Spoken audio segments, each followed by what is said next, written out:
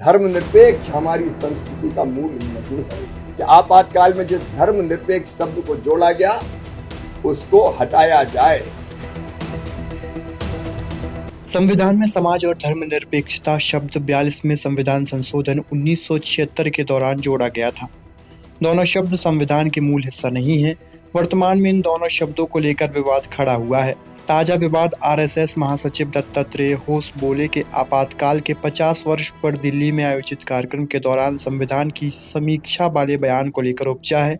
राजनीतिक हलक में ये विवाद नया नहीं है। साल 2015 में बिहार विधानसभा चुनाव के दौरान आरएसएस प्रमुख मोहन भागवत ने धर्मनिरपेक्ष और समाजवाद पर बयान दिया था, जिसके बाद काफी विवाद हुआ था। मगर ताजा विवाद को राष्ट्रीय जनता दल बिहार विधानसभा चुनाव में भुनाने में लगी है।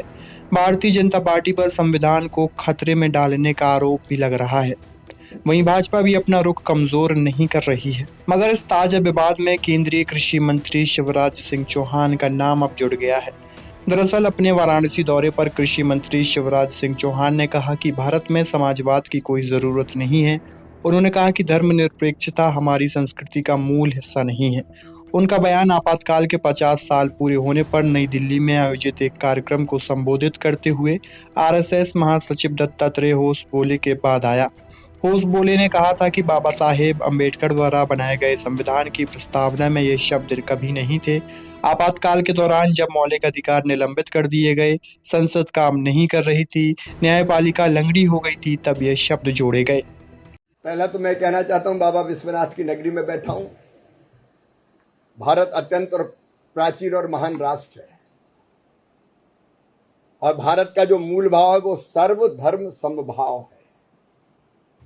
ये भारत है जिसने आज नहीं हजारों साल पहले कहा, एकम सद विप्रा बहुधा वदंती। सत्य एक है, विद्वान उसको अलग अलग तरीके से कहते हैं। ये भारत है जो कहता है मुंडे मुंडे मतिर भिन्ना, अलग अलग भाव का भी आदर करने वाला। उपासना पद्धति कोई हो, स्वामी विवेकानंद ने भी शिकागो जाके ये कहा था कि किसी रास्ते चलो अंततः पहुंचोगे परमपिता परमात्मा के पास।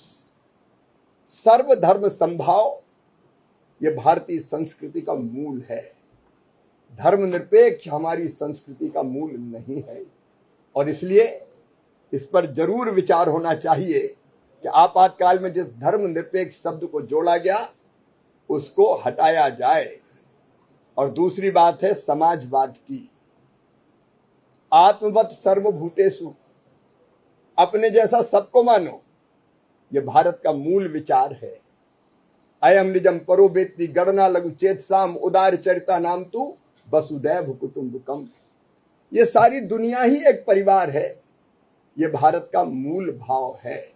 जियो और जीने दो, प्राणियों में सद्भाव ना हो, विश्व का कल्याण हो। सर्वे भवन्तु सुखिनः सर्वे सन्तु निरामया, ये भारत का मूल भाव है और इसलिए यहाँ समाजवाद की जरूरत नहीं है। हम तो वर्षों पहले से कह रहे हैं सिया राम मैं सब जग जानी, सबको एक जैसा मानो। इसलिए समाजवाद शब्द की भी आवश्यकता नहीं है।